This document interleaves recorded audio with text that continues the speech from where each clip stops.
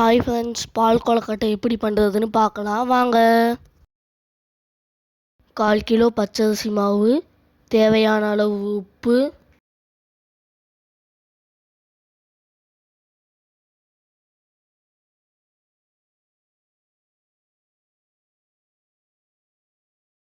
இப்போ அது கூடவே தேவையான அளவு சுடுதண்ணி ஊற்றிக்கலாம்.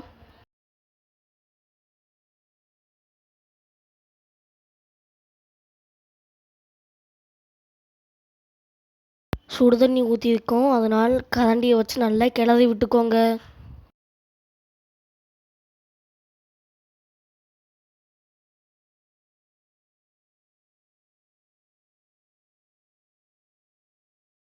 நல்லா அந்த பதத்துக்கு பிசைஞ்சுக்கலாம்.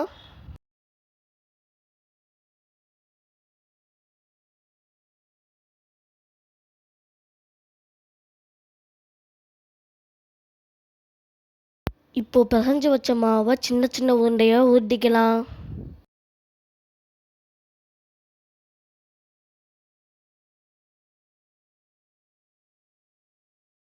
சின்ன சின்னதாக ஊற்றிக்கலாம், பெருசாக ஊற்றினா வேகாது.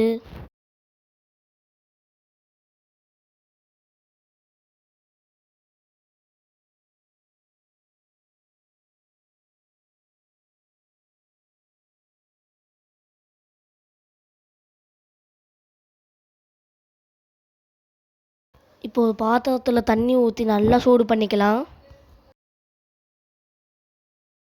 இப்போ நம்ம உருட்டி வச்ச கொழுக்கட்டையெல்லாம் தண்ணியில் சேர்த்துக்கலாம்.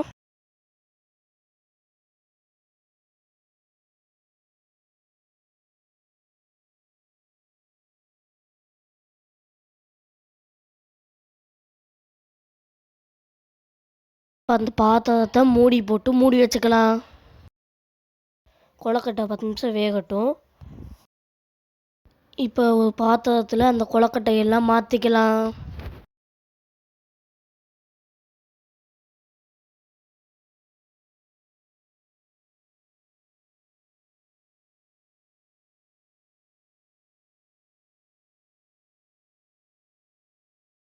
கால் கிலோ பச்சரிசி மாவுக்கு 200 கிராம் வெல்லம் போட்டு கூட 2 கிளாஸ் தண்ணி ஊற்றிக்கலாம்.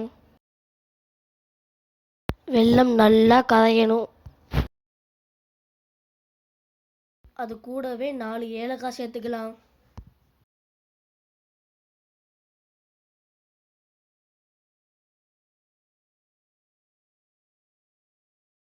வெல்லம் நல்லா கரைஞ்ச உடனே கொழுக்கட்டையெல்லாம் இதில் சேர்த்துக்கலாம்.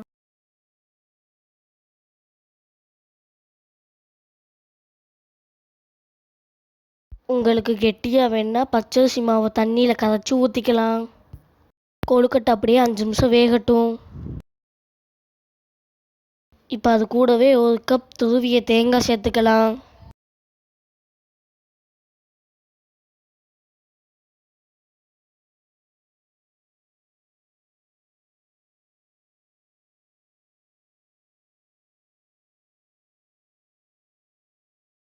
இப்போ நம்ம சுவையான பால் கொழுக்கட்டை தயாராகிடுச்சு.